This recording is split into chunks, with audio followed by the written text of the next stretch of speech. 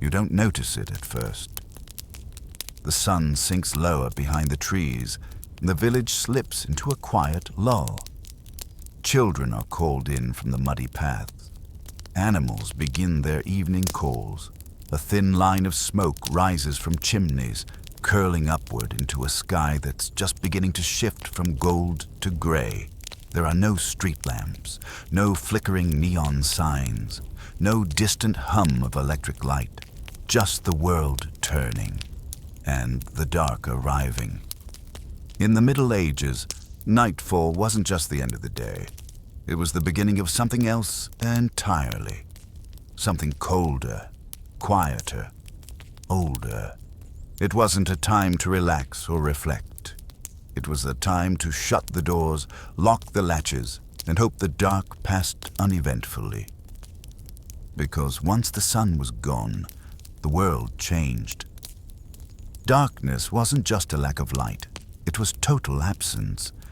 An engulfing black, thick like smoke, that blurred the edges of vision and stretched deep into every corner of life. There was no backup light, no flick of a switch. If you didn't prepare, you simply vanished into it. And for many medieval people, this meant rushing.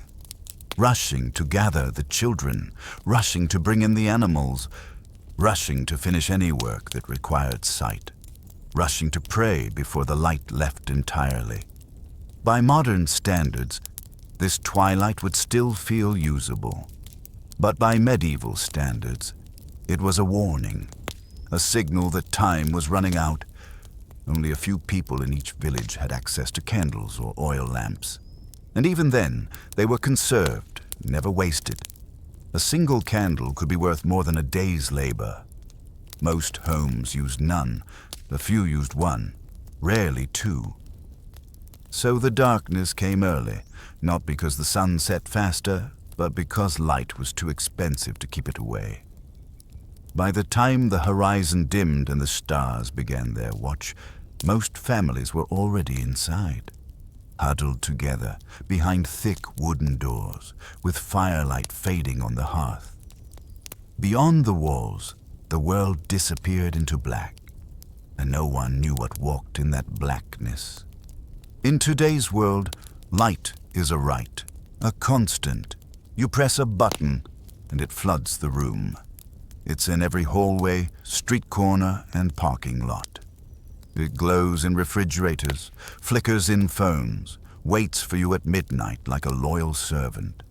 But in the Middle Ages, light was a privilege, a luxury, a thing rationed with more care than food or water. And a candle, just a single candle, could be the difference between comfort and fear, between working late and going blind, between safety and the dark. But what did it really cost? Let's say you were a peasant, a regular villager. Maybe you earned a penny or two a day for hard labor, harvesting grain, tending sheep, carting stones. That penny didn't go far. You needed food, firewood, clothing, tools, and maybe rent to your lord or the church. Now imagine that a decent quality candle might cost a whole penny or more. That's an entire day's wages for just a few hours of light. And it gets worse.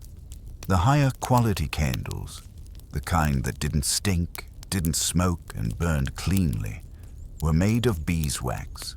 Those were reserved for nobles, monasteries, and cathedrals. They glowed with a gentle flame and left behind a sweet scent. But most people couldn't dream of beeswax. No, they used tallow candles, made from animal fat. They were cheaper, yes, but they were foul. They dripped, they smoked. They left the room smelling of burnt meat and old grease, and even those were too expensive to burn every night. So villagers made choices. Every time a candle was lit, it was a decision, a gamble. Is it worth it to light one tonight?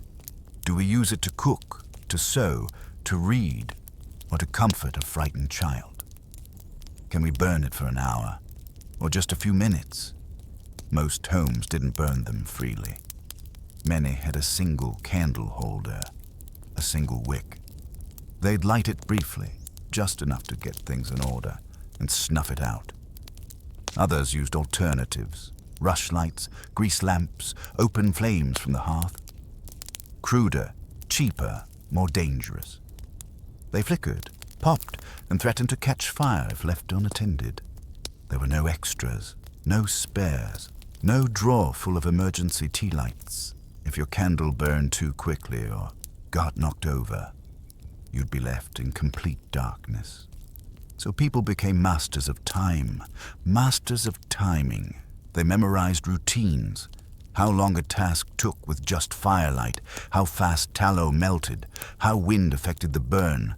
Every flicker was measured, every second mattered. Because in the medieval night, light wasn't just useful, it was hope. And hope had a price.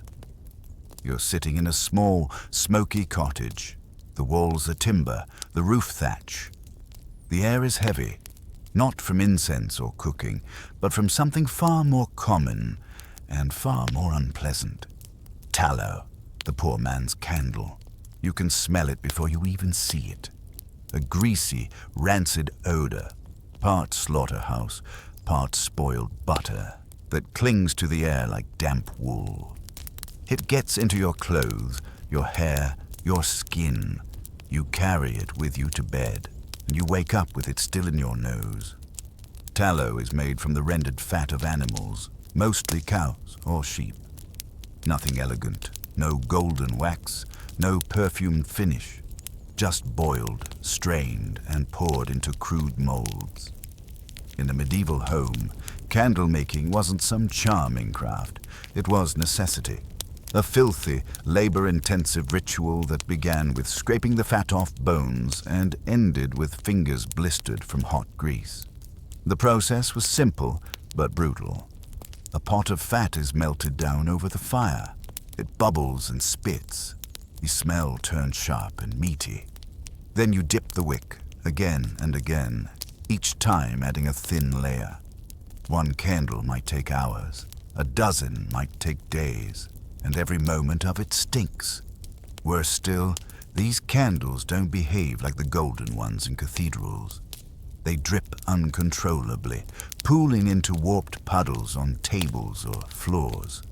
They smoke, releasing trails of dark, sooty fumes that blacken the walls and irritate the lungs. They pop and hiss, especially if the fat wasn't strained properly. But they were what you had. Most peasants didn't make tallow candles in bulk. Some would trade for them. Others would barter with butchers for scraps of fat. A few would go without, depending on moonlight, firelight, or nothing at all. Because as bad as tallow was, it was still better than total darkness. You learned to tolerate it. You grew up with the smell, the texture, the sound of it burning beside your bed. It was the scent of work, of sacrifice, of barely getting by. The scent of your mother working by firelight. The scent of your father coming home from slaughter. The scent of life lived on the edge of night. Even today, the memory of it lingers in old buildings, stone cottages turned museums, preserved manor kitchens, where centuries later, the ghost of tallow still haunts the air. Not sacred, not special, but in the Dark Ages, even grease and stench could be sacred, if it meant light. It starts with a flicker, then a shout, a scream, the unmistakable crack of dry wood catching fire. Within seconds, the glow of an oil lamp becomes a blaze. It licks up the wall, hungry and fast. Straw bedding ignites. Smoke fills the single-room cottage. And in the panic, someone forgets the baby asleep in the corner. Fire. In a medieval home. It happened often. Far more often than most people imagine. Because while candles were dangerous, oil lamps were worse. They were simple devices. A small bowl or container, filled with animal fat or vegetable oil, with a strip of cloth or rush serving as the wick. The flame floated on top. Unprotected, open, barely stabilized.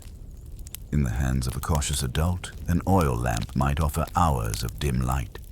In the hands of a child or a tired laborer at the end of a long day, it was a disaster waiting to happen. Most medieval homes were built of highly flammable materials: wood, straw, daub, thatch. The floors were sometimes covered with rushes, dried herbs, or hay. Curtains, if you were wealthy enough to have them, were linen or wool.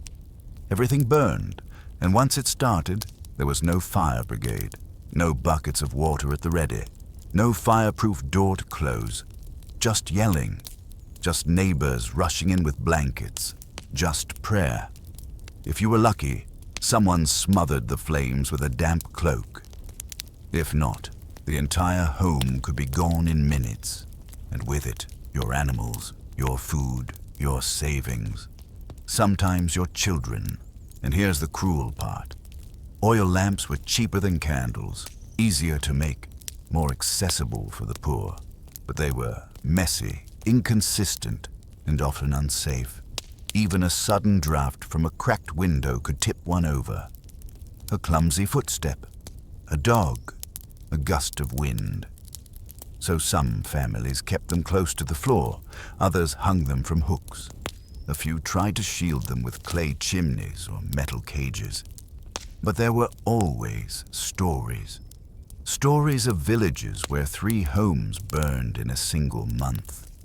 Of widows who slept by the hearth and woke to fire. Of children scarred by the same light that was meant to protect them. Fire was paradox. It gave life and took it. It was warmth and danger, vision and blindness. So every night, lighting an oil lamp wasn't just a task. It was a risk, a wager.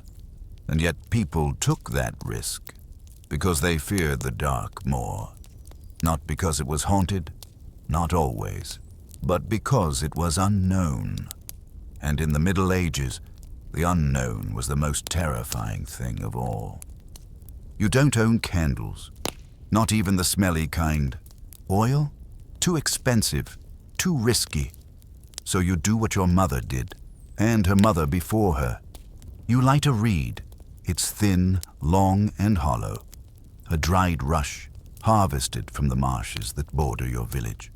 You soaked it in animal fat earlier in the week, left it to dry by the hearth. Now, with the sky already gone dark and supper long finished, you press its end into a flame and hope it takes. It flickers to life. Weak, unstable. But for a moment, it works. This is a rushlight, the poorest form of artificial light in the medieval world, and the most common. At first glance, it doesn't look like much. Just a long piece of grass, dipped in grease, held up by a bit of bent iron or wedged between stones. But to those who couldn't afford candles or oil, it was everything. A rushlight was a 15-minute promise. Not more, sometimes less. It sputtered, it bent, it smoked, it burned unevenly, depending on the thickness of the stalk and how long it had dried. If there was a breeze, it would gutter out. If the fat wasn't pure enough, it might crackle and spit.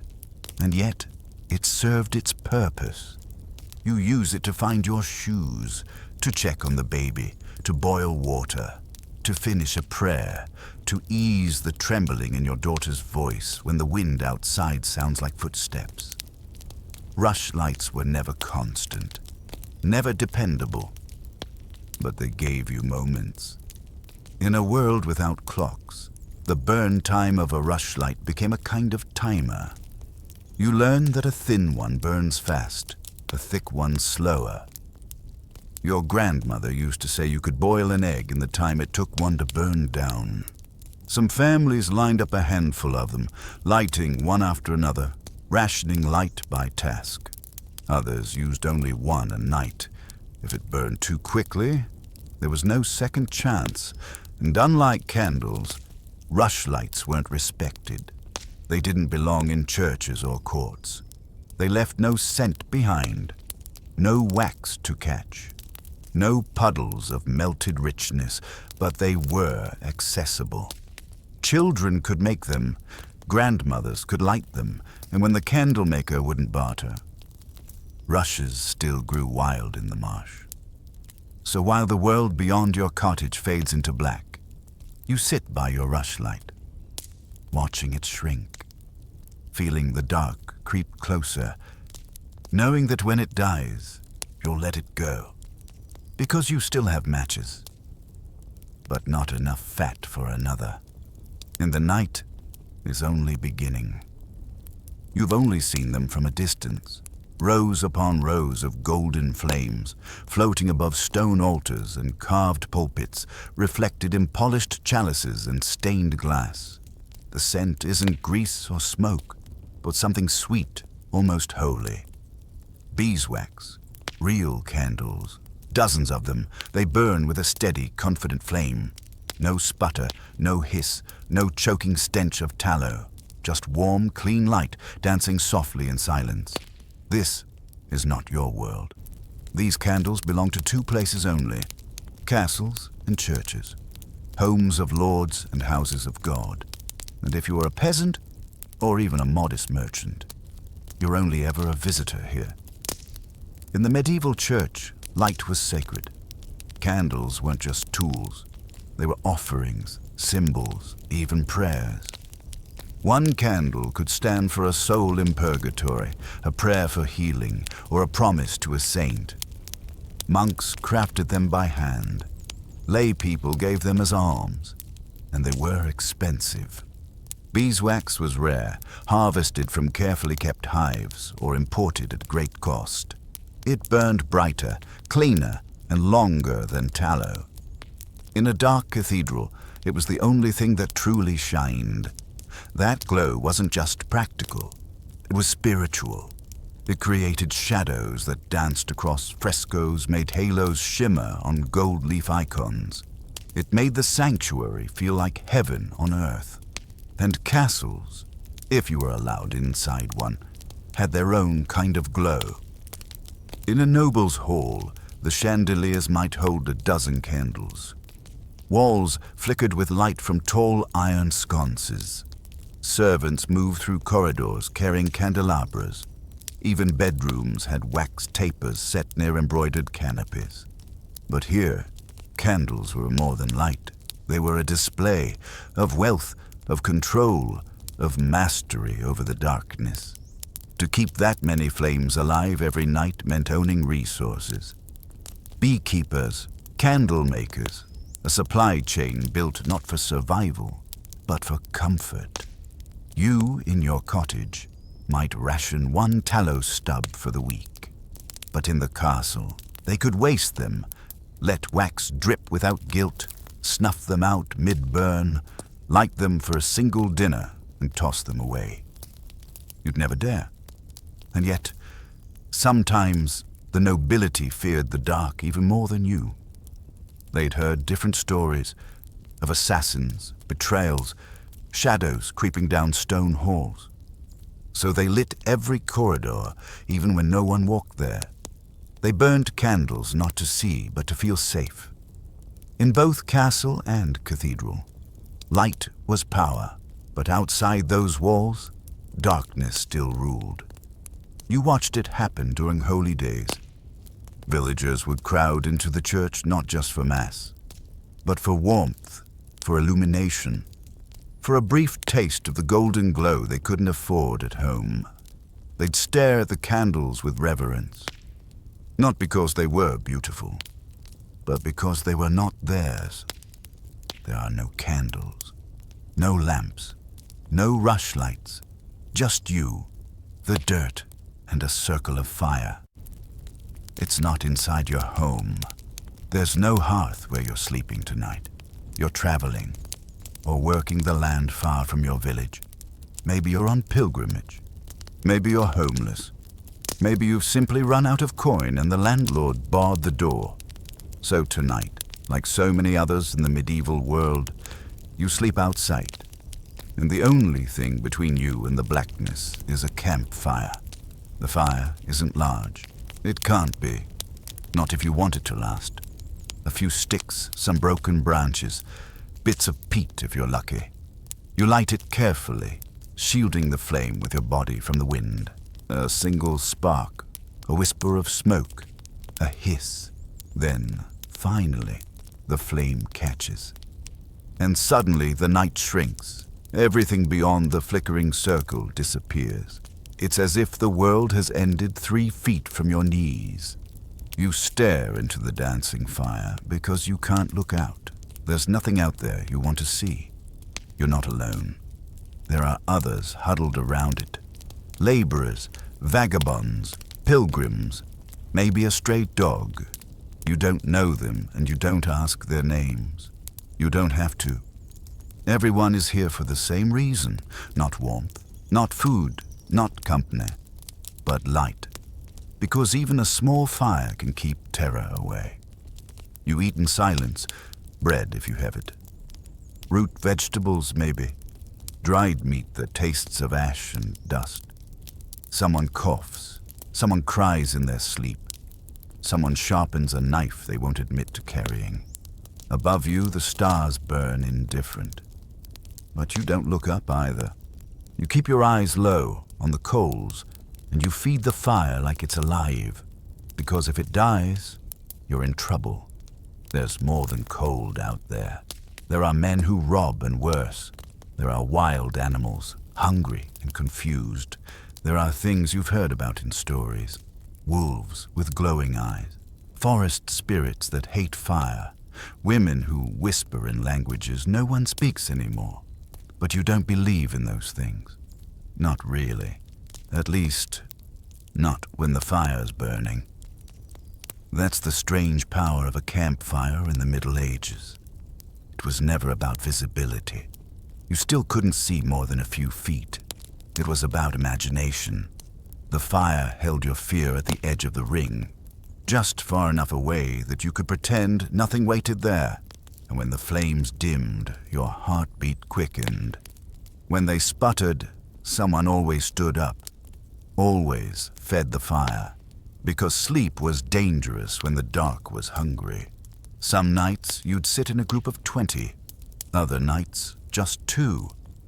But there was always a shared understanding. No one let the fire die. No one slept too deeply. And no one walked beyond the circle once the light faded. Not unless they wanted to disappear. It's early evening, and you're out of fire. Not just low, out. The embers in your hearth are cold. There's no spark, no warmth, not even a thread of smoke. You poke at the ashes, hoping something still lives beneath, but nothing answers. And now, you face a quiet panic that only the medieval poor knew intimately. Because you cannot just light a new fire. There are no matches, no lighters, no flint if you're unlucky. For most villagers, starting a fire from scratch required tools they didn't own or didn't know how to use safely. Fire was not a given. It had to be preserved, protected, carried. So when yours goes out, there's only one thing to do. You wrap a shawl over your shoulders, take a clay pot or a bundle of straw, and you go begging for flame, house to house, door to door, hat in hand. Not for bread or coin, but for fire. And in most villages, someone would give it, because fire was understood to be shared property. Not legally, not officially, but morally. To refuse someone a coal, a flame, a burning stick, that was cruel. It was unneighborly. In the dead of winter, it could be a death sentence. So when you knock, you don't even have to speak. You just hold out the pot. And the old woman who opens the door nods, dips her iron tongs into her own hearth, and drops in a glowing ember. A fragile thing, a gift. You cover it with dry moss and hurry home, shielding it from the wind. If it goes out before you reach a fire pit, you'll have to try again, or go farther, or, if no one is generous, sleep in the cold. This was normal. Medieval villages were built around these quiet acts of mutual dependence. Fire was passed from home to home like gossip or bread. A mother might light the evening rushlight from her sister's flame. A laborer might walk a mile for a single coal during a frost. In wealthier homes, fire might come from central ovens, communal bakehouses where neighbors gathered to cook, trade news, and sometimes steal a bit of flame when no one was looking. It created a strange kind of intimacy. You might distrust your neighbor. You might resent them. But if their fire was burning and yours was dead, they had something you needed. Something fundamental, and the memory of that moment, the gift of warmth, of light, would stay with you longer than any argument. Because in the dark, in the cold, fire was life. And sometimes the person who saved you from the dark wasn't a priest, or a lord, or a healer, but the tired woman next door, who still had a coal to spare. You have no clock.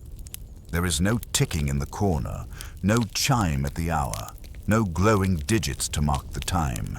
In fact, if someone asked you what time it was, you wouldn't know how to answer. Not in numbers, anyway. You'd look up at the moon, at the stars, at the shifting color of the night sky. Because in the medieval world, time after sunset was kept not by minutes, but by instinct, memory, and celestial light. You learn early that a full moon means a long night, not long in hours, but long in activity. You can see, you can walk safely between cottages, you can finish work, travel between towns, even stay outside late. But on a new moon, when the sky is ink black and the stars are dull, you stay indoors. Everyone does. Not just because of superstition, but because without light, the world outside is truly invisible. And in that blackness, time becomes strange. To track it, medieval people used watches, not devices, but divisions of the night. The night was broken into canonical hours, vigils or watches, depending on where you lived and how religious your life was. Monasteries rang bells at fixed intervals. Matins, lauds, compline. The monks knew when to pray, not because of clocks, but because of training, habit, and the stars. In towns, there might be a watchman who called the hours. He walked the walls, lantern in hand, announcing the passing of time. Midnight has come, and all is well. Or perhaps it wasn't. Perhaps someone had disappeared. Perhaps something had entered through an unlocked gate. For ordinary villagers, the markers were simpler.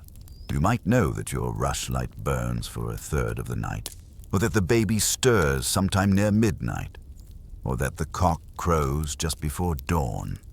You keep time through patterns, not precision. Even in castles, servants were trained to wake at certain intervals, to check on fires, to turn patience, to empty chamber pots. Some knew the hours by the position of the moon through a specific window. Others counted the slow burning of a candle marked with scratches, a primitive clock, dripping time. The moon was more than a light in the sky. It was a calendar. Planting, harvesting, fasting, hunting, even sleep cycles, they were all tied to lunar rhythms. Women tracked their cycles by the moon. Villages scheduled fairs and feasts by its fullness. Superstitions swelled during lunar eclipses. Blood moons were feared. New moons were sacred. And full moons were a gift. A natural lantern. One that didn't cost a coin. One that could not be hoarded by lords or churches. But it was fickle. There were nights when the clouds swallowed it whole, weeks when rain drowned the sky and time itself blurred. People lost track of the watches, of themselves, of how long they'd been afraid, because without the moon, without even that small reminder of order, night became chaos. And in a world ruled by darkness, even the cold, silver glow of the moon was a miracle. At some point in the night, you begin to feel it. Not the cold, not the hunger, not even the fear. Something else, something watching. You sit by the dying fire, the last rushlight burned to ash, and your eyes stretch into the dark, but find nothing. Yet the sensation won't leave you. It's not blindness, it's not loneliness. It's the unsettling idea that the darkness knows you're there. To the medieval mind, night wasn't just a time of day, it was a presence. People spoke of it like it had will, desire, memory. It could conceal, but also reveal. It could bring rest or torment. It had moods, faces, and favorite hiding places. Children were told to hush because the night is listening. Lovers whispered because the dark remembers. And old men sat in silence because they did not want to wake it. Where the light ended, the rules changed. In the daytime, life was governed by labor, law, and land. But at night, the mind was free, and that freedom was terrifying. Thoughts took strange shapes, fears became louder, guilt reappeared, old sins stirred, memories replayed in loops. A voice, your own but darker, spoke from some unseen place. Many believed that the darkness thought back, that it reflected your soul, that it wrapped itself around whatever you feared most and whispered it back in a form you couldn't ignore. The devil walked in darkness, they said. But so did saints. So did lost loved ones. So did the unknowable. In this mindset, shadows were not empty. They were inhabited. Your ancestors lived in them.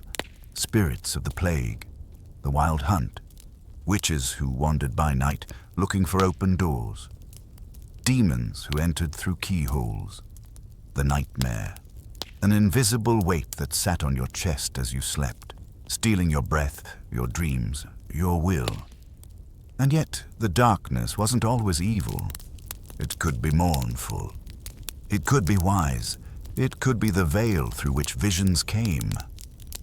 Mystics and monks often spoke of divine encounters in the middle of the night, of angelic voices heard just before dawn, when the world was most silent.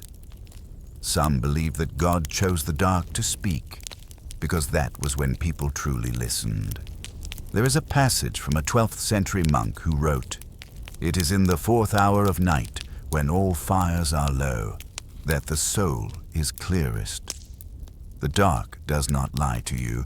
It shows you what the light hides. And so you begin to understand why medieval people feared the dark, but also respected it. Why they told stories by candlelight. Why they refused to whistle after sunset. Why they prayed more fervently after Compline, the final prayer before sleep. Because to them, the night wasn't just a setting. It was a character. One with memory, one with depth, one with eyes. And when all other lights faded, it was the darkness that stayed with you. Listening. The sun has set. The last merchants are packing their stalls. The tavern boys are shouting last orders, and somewhere a bell begins to ring. One long toll, then another, then silence. That sound isn't just for timekeeping. It's a warning, a line drawn through the evening, because in the medieval town, when the bell rings, the world changes. Curfew. The word comes from the French couvre-feu, cover the fire. It was meant literally at first. Smother your hearth, bank your coals, prevent any stray flame from igniting your timbered house while you sleep. But in practice, it meant much more. Curfew was a signal that the day is over, that anything done after this hour is suspicious, that you should be indoors, accounted for, quiet, and that beyond the walls, you are on your own. In medieval cities, gates were often locked at sunset. Massive wooden doors, reinforced with iron and stone, creaked shut and were bolted from within. Guards patrolled the perimeter. Portcullises dropped. The city became a sealed box of flickering lights and shuttered homes. If you were inside when the bell rang, you stayed there. If you were outside and too late to return, you didn't get in. There were no exceptions. Even citizens were denied. Even nobility had to prove their purpose. If the gate captain didn't recognize you, or if you came from a plague town, or if your breath smelled of lies, you might be left outside to face the dark roads alone. Sometimes it was safer to sleep in the ditch. But curfew wasn't just about the walls. It was a transformation of the town itself. Guards changed shifts. Lanterns were lit at key intersections, often only a handful for hundreds of people. Some towns employed night watchmen to patrol for thieves, fires, or unlicensed movement. You could be arrested simply for walking the street without a justified reason. Even the church closed its doors. Monks retreated to silence. Bells marked the final office. Compline, the night prayer. After that, only God in the darkness held dominion. And still, not everyone obeyed. There were those who lived in the edges of law, who moved after the gates locked. Night merchants, illicit lovers, midwives, beggars, criminals. You'd hear them from your window, quick footsteps on wet cobblestone, the bark of a dog, a clash of metal, then silence. And you would not look, because to look was to invite the night in. You'd pull the shutter tight, whisper a short prayer, touch the charm nailed to the lintel, then listen to the wind move through streets now emptied of safety. Because the curfew was not a shield, it was a reminder that beyond those thick wooden gates, beyond the oil lamps and stone towers, the world still belonged to darkness. And some nights, darkness wanted you back. The shutters are drawn, the latch is fastened, the fire burns low in the hearth. And yet, your grandmother stands near the doorway, sprinkling herbs into a small dish of coals. A sharp, bitter scent fills the room. Burnt rosemary, juniper, sage, maybe even a pinch of salt. She isn't cooking, she isn't cleaning, she's protecting. Because in the medieval world, when the night grew thick, when the winds pressed against the walls and the darkness pressed against the soul, smoke was a shield. It begins with a belief that spirits travel by air, invisible, curious, malicious. They float on the breeze, they slip beneath doors. They enter through cracks in stone or gaps in the roof thatch. Most don't come with intent. They're drawn by breath, by heat, by fear, and smoke drives them back. You don't know exactly when this ritual began. It's older than the village, older than the church, maybe older than memory. But everyone does it in some form. Burning incense when you can afford it. Burning herbs when you cannot. And always at night, the practice is half prayer, half magic. You watch the old woman circle the room, trailing smoke toward each opening, window, chimney, door frame. She mutters softly, not Latin, not the priest's tongue, but older words. Words her own mother taught her. She waves the smoke beneath your cot, across the cradle, through the corners where the light never reaches. And then she blows gently on the coals, sending the final plume upward toward the roof. So the spirits, she says, can see it, and know they are not welcome here. Some people do more. They hang bundles of dried garlic above their beds. They smear ash in the shape of a cross on their doors. In the countryside, you might find rowan twigs lashed with red thread, protection against witches. In wealthier homes, it's church incense, frankincense, or myrrh, stolen from the altar or bought at holy days. The clergy say the smoke carries prayers to heaven. But in your house, the goal is simpler. Keep the unseen from coming too close. There are stories. Stories of people who forgot the smoke. A woman who left her window open and woke with her hair turned white. A boy who spoke with a stranger in the dark and never spoke again. A baby taken in the night, replaced by something that looked like a baby, until it smiled with too many teeth. So you burn the herbs. Even when you don't believe the stories, even when the priest rolls his eyes, even when the wind dies and the night feels still. Because stillness, too, can be a sign. And in a world ruled by darkness, you don't wait for proof. You burn, you bless, you breathe. And if the smoke stings your eyes, so be it. At least your soul stays untouched. At first, you think you can see. You've left the fire. The rushlight is out. The moon is hidden. But your eyes, they adjust, don't they? You stand still and wait. Slowly, a shape emerges. The outline of a door, the faint gleam of a pot on the floor.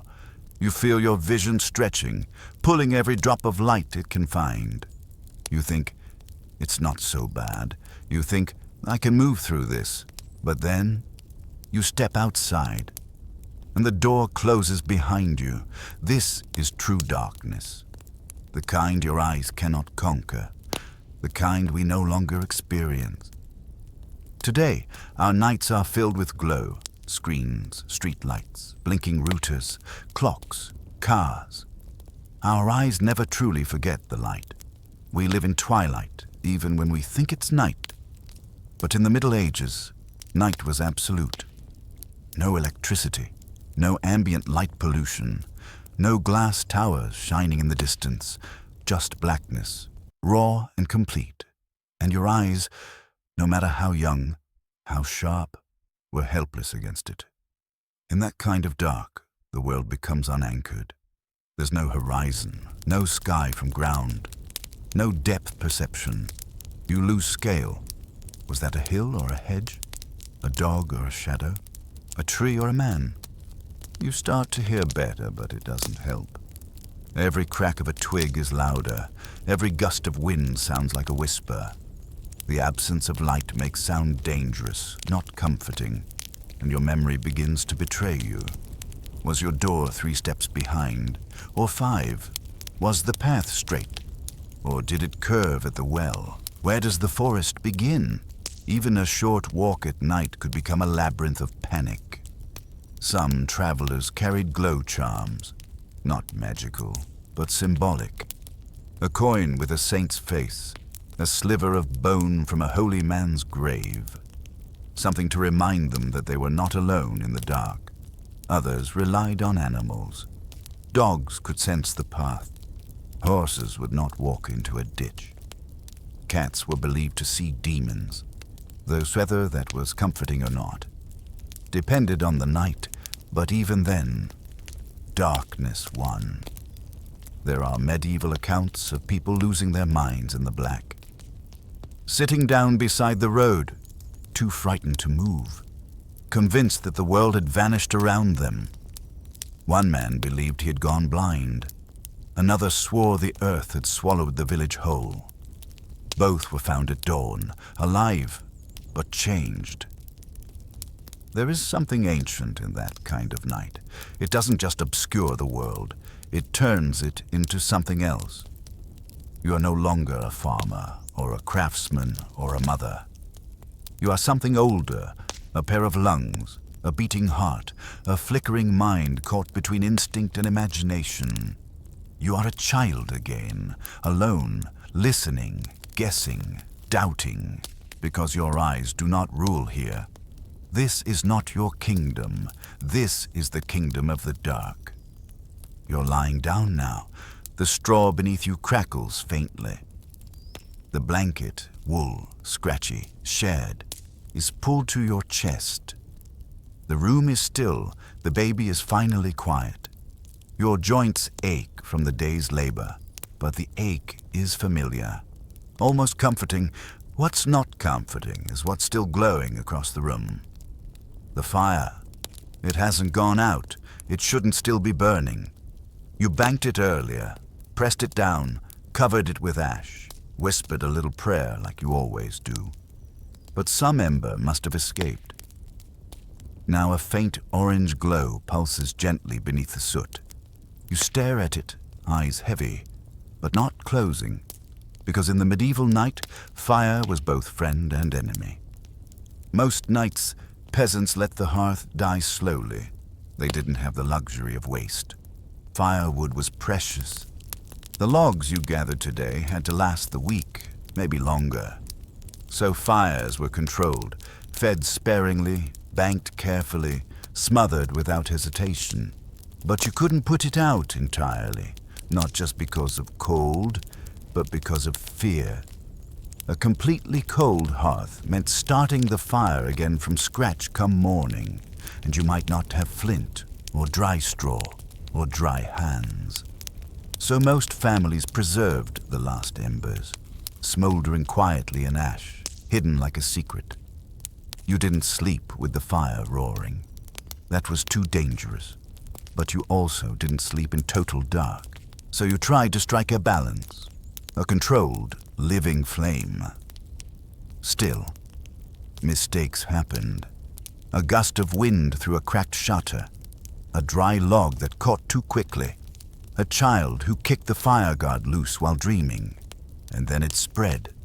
One family loses their roof to flame, another loses a child to smoke.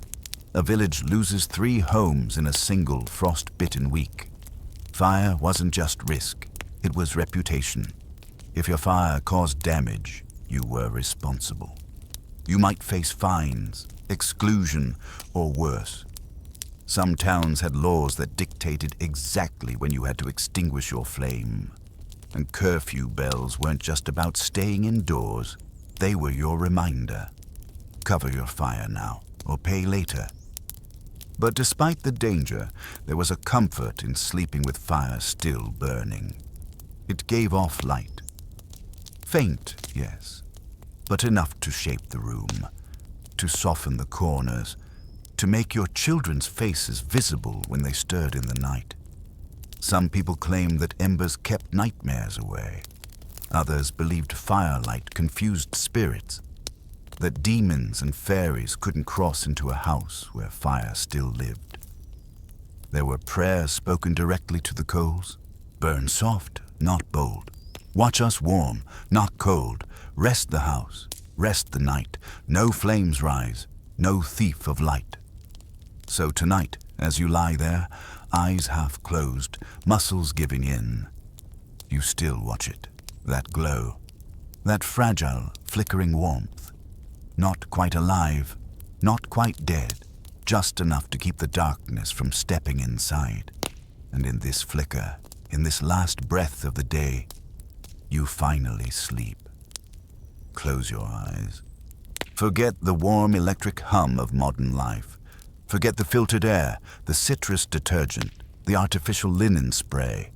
Now breathe in, as if you are lying in a medieval cottage, sometime around midnight.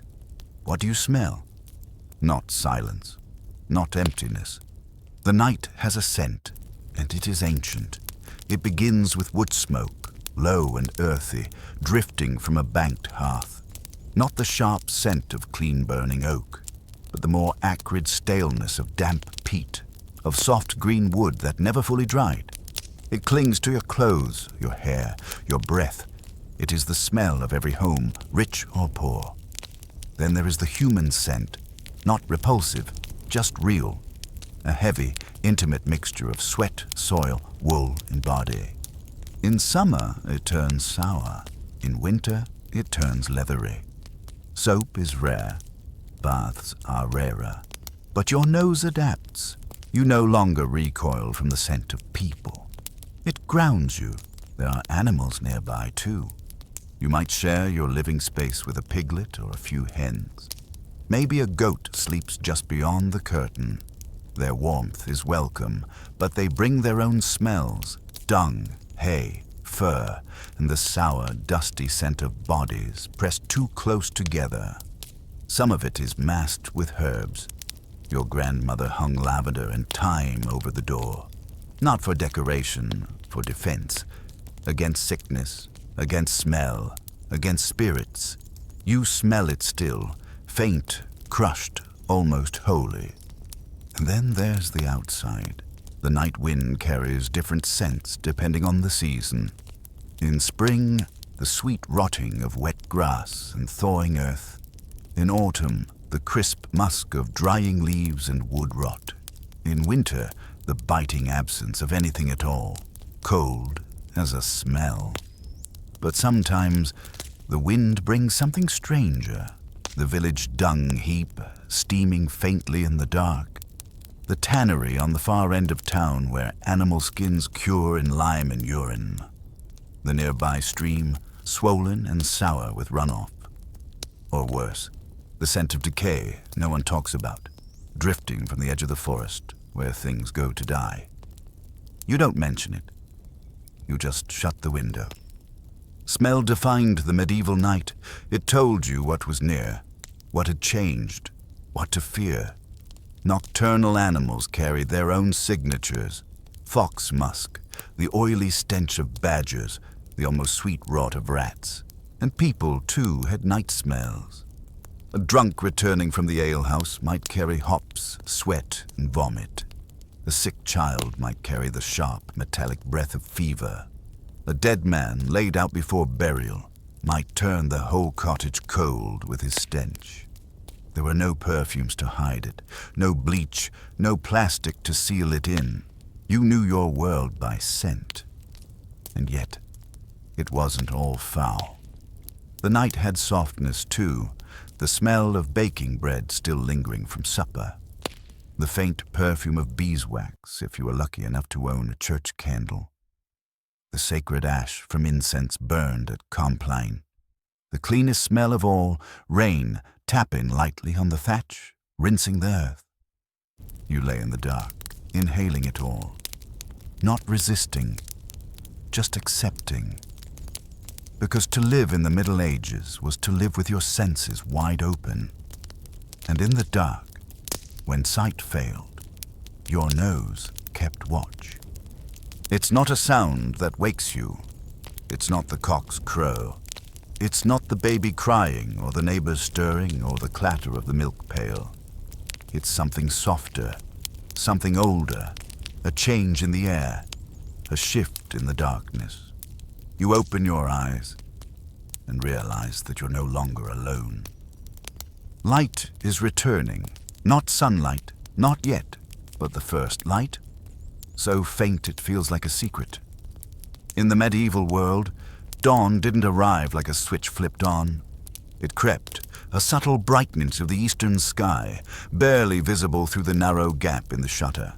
A graying of the floorboards, a soft silver outlining the silhouette of the beams above your head. There are no clocks to confirm the hour, no apps to tell you the weather. But your body knows, because medieval life was attuned to the rhythm of the light itself. This moment, the blue hour, was precious. It was the most sacred time for some. Monks woke at this hour for Lauds, the dawn prayer. Farmers stirred to light the hearth again, blowing life back into banked coals. Midwives and herbalists whispered that it was the safest hour to deliver a child, when the world held its breath between darkness and day. And if you were awake, truly awake, you might feel it. A silence not of emptiness, but of expectation, as if the earth itself were turning towards something better.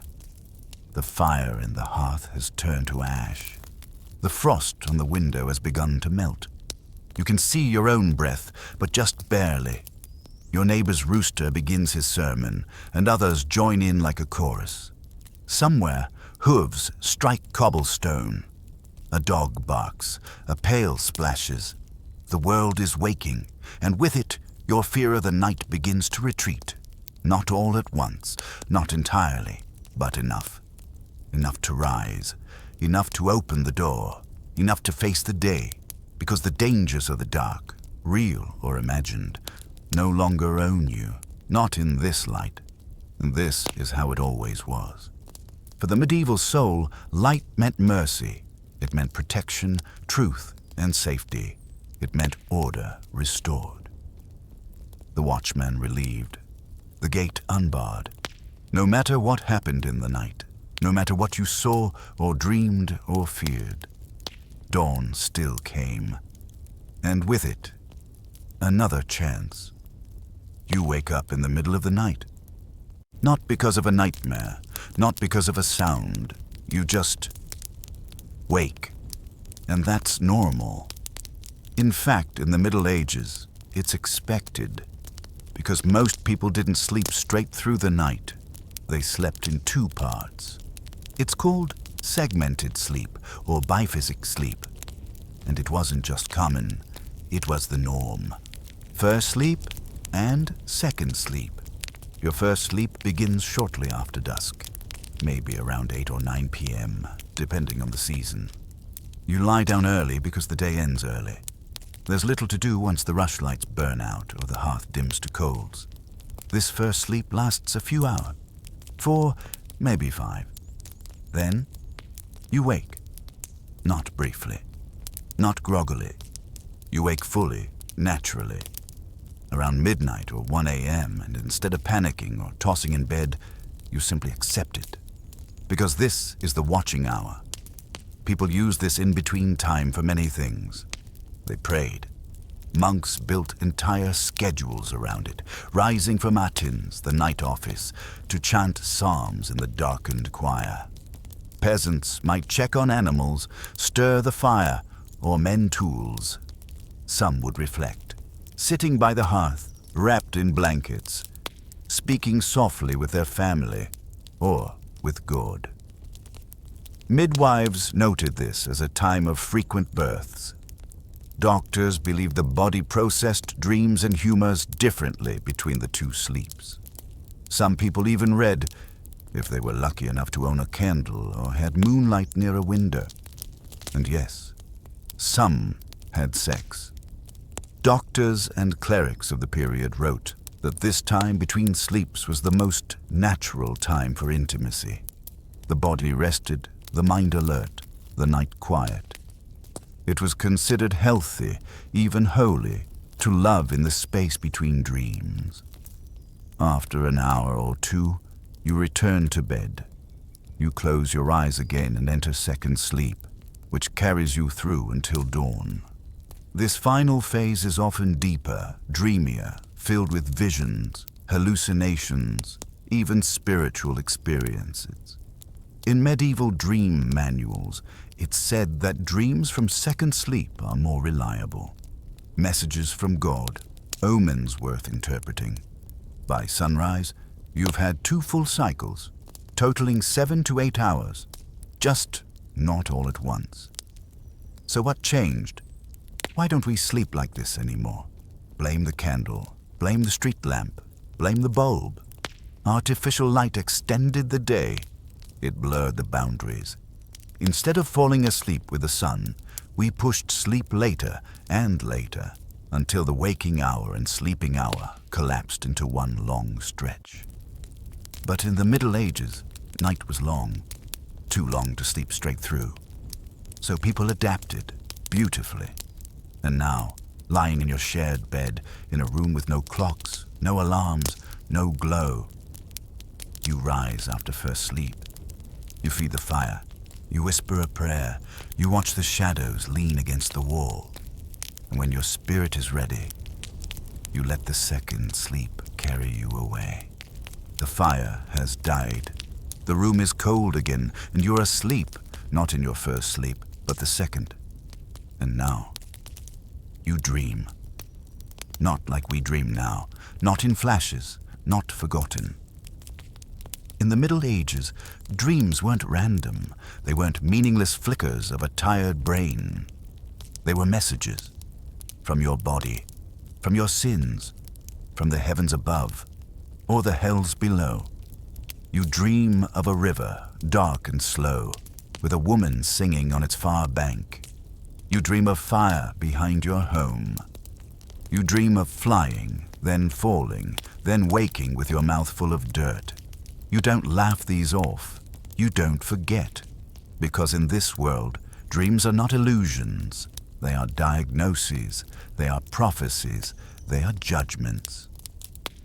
Every class of society believed this. The peasant dreamed and ran to the priest. The merchant dreamed and feared a bad deal. The noble dreamed and consulted a book. There were entire manuals of dream interpretation, hundreds of pages that told you exactly what each image meant. Dreaming of teeth meant loss. Dreaming of birds meant travel. Dreaming of wolves, deception, betrayal, a hidden enemy. Dreams were divided into types. Visio, a true vision from God. Visum, a deceptive dream sent by the devil. Insomnium, a foolish dream caused by indigestion or stress. Oraculum, a dream that predicted the future, though it may not be understood until too late. The challenge was knowing which was which. Monks and mystics saw dreams as moral mirrors. If you dreamed of lust, you had sinned, even if only in sleep. If you dreamed of hellfire, you were being warned. If you dreamed of a saint, you had been chosen or marked. Augustine, Aquinas, and Gregory all wrote about dreams. They questioned where they came from, how the devil might twist them, and whether they could be trusted. But none dismissed them entirely. Because too many people had stories of dreams that saved them, of dreams that cursed them, of dreams that came true, and not just among the clergy. In village life, dreams were passed around like gossip. They were interpreted by wise women, herbalists, old grandmothers with cloudy eyes. A dream about a broken wheel. Someone will die. A dream about your dead husband. He's waiting for you. A dream about a well. Something is hidden. Some believe that second sleep dreams, those closest to dawn, were more true, more divine, because they came after the body had rested, when the soul could walk freely. And so, tonight, in your little wooden bed, wrapped in rough blankets, surrounded by breathing bodies and slow coals, your mind slips into that world, a world without boundaries, where the Virgin Mary may appear on a bridge of stars, where the devil may whisper your true name from the foot of your bed, where a single candle flame might follow you through a landscape that doesn't exist, until you wake, gasping as the cock begins to crow. And you remember, you always remember. Because in the medieval world, what you saw in sleep might follow you all your life. The dream fades, your eyes open, but the room is still dark. There is no glow, no bedside lamp, no soft LED, no flickering screen. You're awake in the Middle Ages, and unless the fire still breathes, there is no light at all. You reach toward the shelf where the candle sits, but it's not there. Because in this house, like in many others, candles are locked away at night. It may seem strange to modern eyes, but in a world lit only by flame, the candle was power, and power had to be controlled. Candles weren't cheap. A single candle made from tallow or beeswax could cost hours of labor. The poor might only own one or two at a time, and those were guarded carefully, lit only for prayer or childbirth or death. To burn a candle unnecessarily was seen as wasteful, even immoral. Children were taught not to play near one. Servants were warned never to light one without permission. In some households, candles were kept in locked boxes or cabinets, the key held only by the master or mistress of the house. Why? Because a candle was not just illumination, it was risk. Flame meant fire. And fire, in a thatched roof home filled with dry straw, hanging cloth, and exposed beams, was a death sentence. A single candle left burning overnight could bring ruin to an entire family or an entire street. Fires spread quickly, especially in towns where houses leaned close together like whispering neighbors. So candles were treated with the same caution we now give to guns, passwords, or poisons. They were monitored, accounted for, and when not in use, hidden. The church had its own rules. Monks might be allowed a candle during vigils, but only under supervision. Candles lit on altars had to be extinguished after Mass. In some monasteries, special lanterns were created to contain flame, so even a clumsy monk wouldn't tip fire onto parchment or robe. Even in noble homes where wax candles were more plentiful, the rules remained. Never leave a candle unattended. Never fall asleep with one lit. And never, ever trust a child with it. There are records of people fined for candle negligence. Some were banished, others shamed. One woman in the 14th century England was nearly executed after her forgotten taper burned down half a village. And yet the candle held mystery. It was a sacred thing, the light of Christ, the symbol of hope, of vigil, of soul. People whispered wishes as they snuffed them. They stared into flames to read omens. They wept when the last candle burned out during sickness, because that meant death was near. So tonight, you understand why it's locked away. You lie in the dark, in the silence, with only the faint orange breath of the hearth to comfort you. You think of the candle in its box, how precious it is, how dangerous, how alive, and how strange it is that something so small, so fragile, could rule the night so completely, not just with light, but with fear, with awe, with reverence. You're awake again, but this time, it's not dreams. It's not the baby, not the fire, not your aching back. It's something outside. A sound, a scrape, a low voice, a creaking board, a breath that is not yours. Because in the Middle Ages, even when you slept, the world outside did not. There was no such thing as a truly silent night. Not in towns, not in villages, not in the wilderness. The world moved after dark. Sometimes slowly, sometimes softly, sometimes with purpose, sometimes with hunger. You could hear the night if you listened.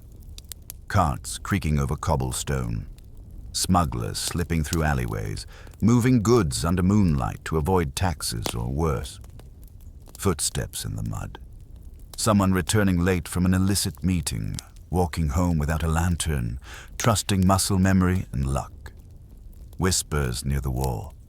Lovers in shadows, or thieves, or soldiers changing shifts. The sound of hooves, couriers riding fast between cities, sometimes blind, sometimes drunk, always hoping not to lose the road.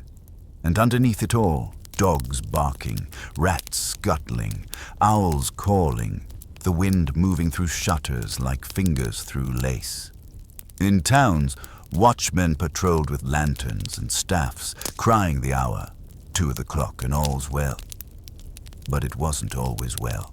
Sometimes the watchman was too drunk to patrol. Sometimes the danger walked beside him. In cities, curfew laws kept most indoors, but not all obeyed. Prostitutes worked the alleys. Midwives answered midnight knocks.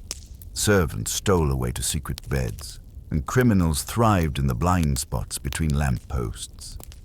Outside the town walls, it was wilder still. The forest never slept. Wolves hunted in packs. Boars moved through the underbrush, rooting, grunting. Foxes stole chickens. Wild men, exiles, fugitives, madmen roamed between villages, invisible by day, legendary by night. Some swore they saw fires deep in the trees, where no cottage should be. Witches, they said, pagans, something older than either. In farms and hamlets, neighbors watched neighbors. Because the most dangerous visitors weren't always strangers. A poor man who envied your cow, a widow with no firewood, a cousin with a grievance too small for the priest, too large for forgetting. A knock at the door after curfew could be anything, or anyone. So people stayed quiet. They listened. They held their breath and waited for the world outside to move on. And sometimes it didn't. Sometimes the footsteps stopped outside your window. Sometimes a shape lingered just beyond the fence. Sometimes you felt eyes watching from the road. Not every night. Not most. But enough. Enough to remind you that the night had no borders. You locked the door. You barred the gate. But the world kept turning. And it didn't care whether you were asleep. Because in the medieval night, the real danger wasn't always monsters. It was the fact that the world kept moving, without you, and you would never know what passed your house, what whispered at your wall, what pressed its hand against your door in the hour before dawn, until it was too late. The cottage is quiet now. The fire has gone cold. Outside, the wind moves through the trees like something searching. And then, a cry. Not an adult, not a whisper. A child, high-pitched, choking, full of panic. You rise quickly. You know the sound. You've heard it before. It's not just a bad dream. It's a night terror. In the Middle Ages, children's sleep was a mystery wrapped in fear. They didn't have a word for night terrors, not in the modern sense. But they knew them. They feared them. They gave them names. Elf-shot, the mare. Night pressing. Some believed children were being visited by spirits, demons, or fairies. Others said it was punishment for the parents' sins, or for an unbaptized child, or for letting the cradle rock too close to an open door. The symptoms were unmistakable. A child would cry out suddenly in the night, scream, thrash, sometimes sit bolt upright, eyes wide, unseeing. They would sweat, mumble, gasp for breath. But when you tried to hold them, they wouldn't know you. Their eyes were open, but they weren't awake. And the next morning, they remembered nothing, but you did. Some mothers tried prayers, whispered Latin into the dark. Others placed iron scissors beneath the pillow to ward off spirits. Some hung garlic or rosemary over the cradle. Some sprinkled holy water on the child's brow. A few even laid blessed salt in a circle around the bed. And when none of that worked, they turned to older cures. To the cunning woman, the charm seller, the midwife who knew the old words. Burn this root, they'd say. Hang this tooth on a string. Never let the child sleep with feet facing the door. Do not let them speak aloud the dream, or it may come again. The church took these matters seriously. Some monks wrote of night visitations, temptations in sleep, demons entering the heart through the gateway of dreams. Others blamed melancholy, or excessive heat in the brain, or the influence of the moon. But whatever the cause, the fear was real, because a child's terror could infect the whole household.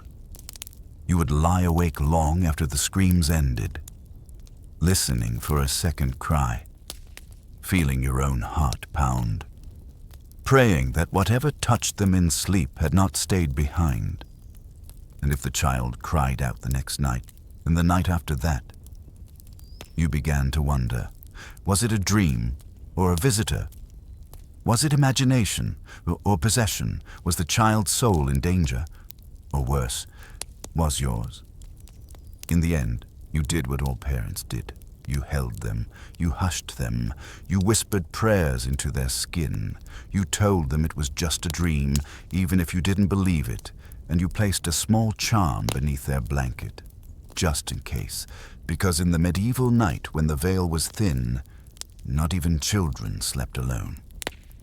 The room is colder than usual. The fire has not been relit. The shutters are closed tight, not to keep out wind, but to keep something in. In the center of the room lies a body, still, wrapped, eyes closed, mouth bound shut with linen. Someone has died, and no one is sleeping tonight. In the medieval world, death did not wait for dawn. When someone died, they were never left alone, not even for a moment, because to leave the dead unwatched was to risk everything. They called it a death watch, a vigil, an all-night wake. The family gathered. Neighbors arrived.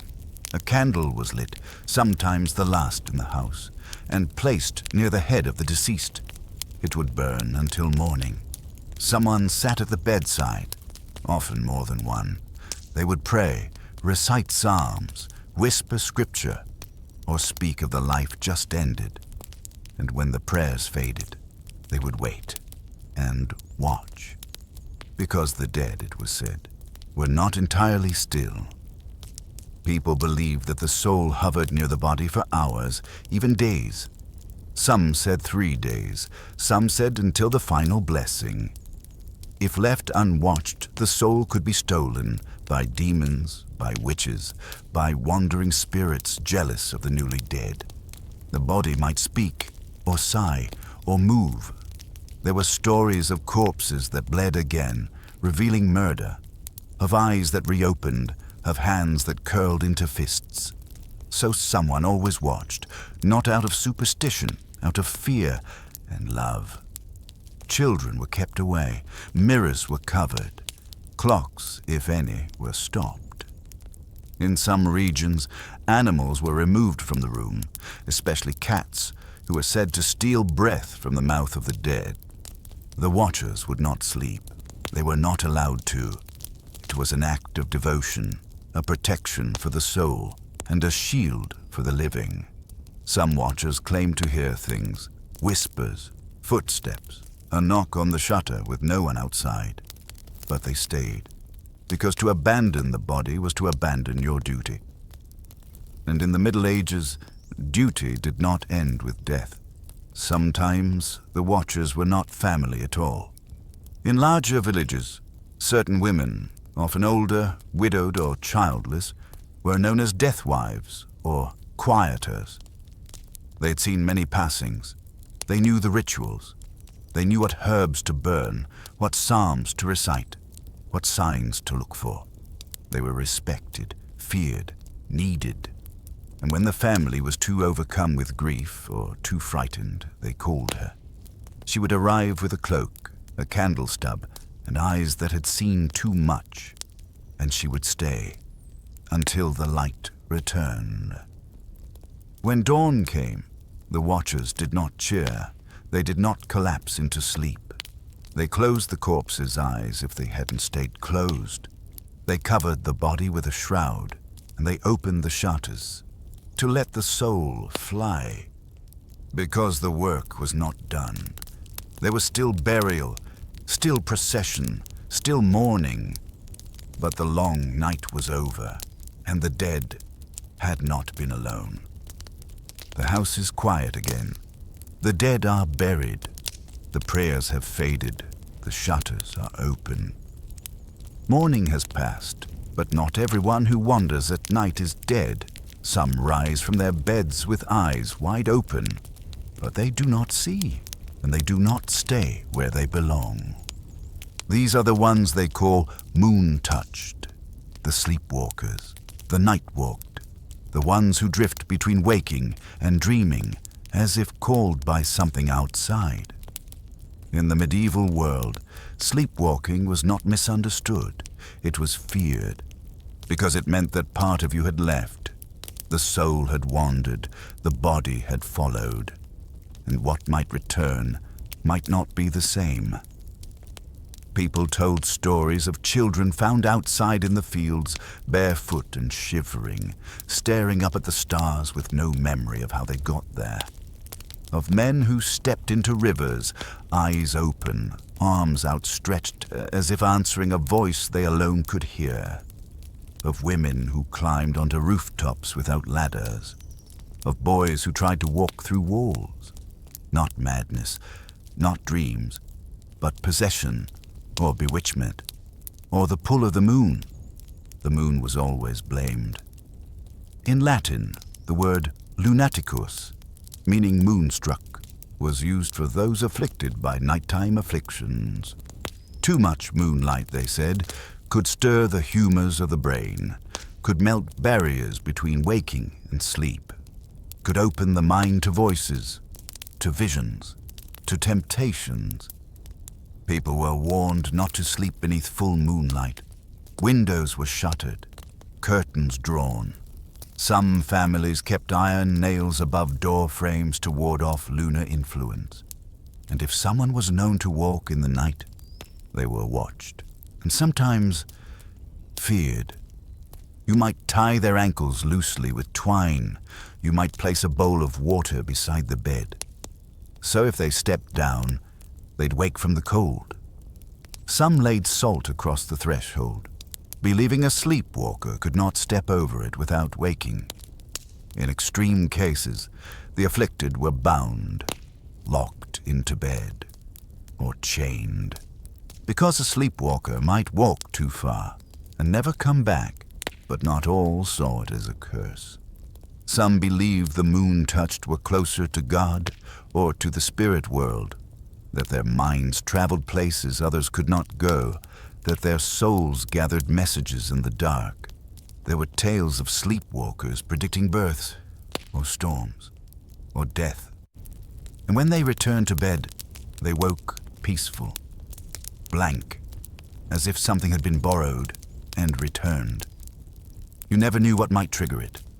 A fever, a fright, a dream too vivid, or perhaps nothing at all, just the invisible thread pulling them from sleep through the dark into the arms of the unknown.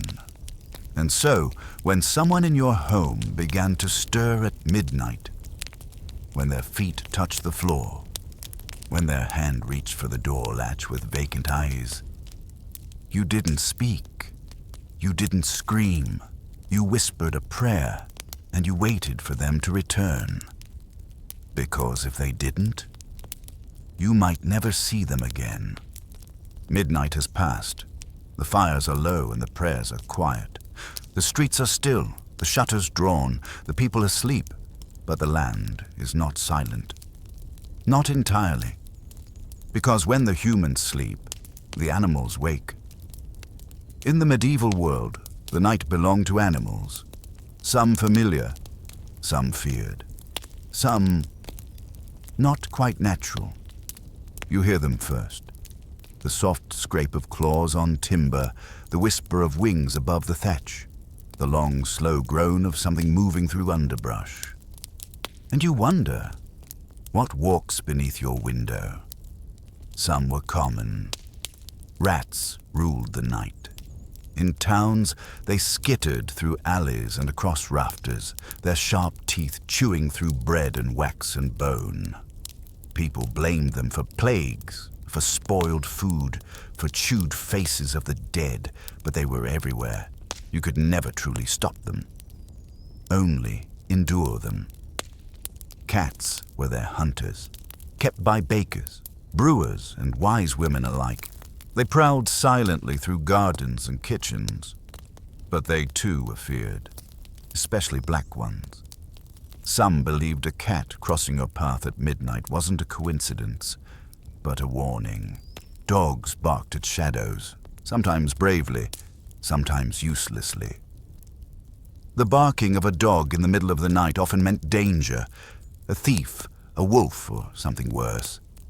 Some monasteries kept large hounds not just for protection, but to sense evil.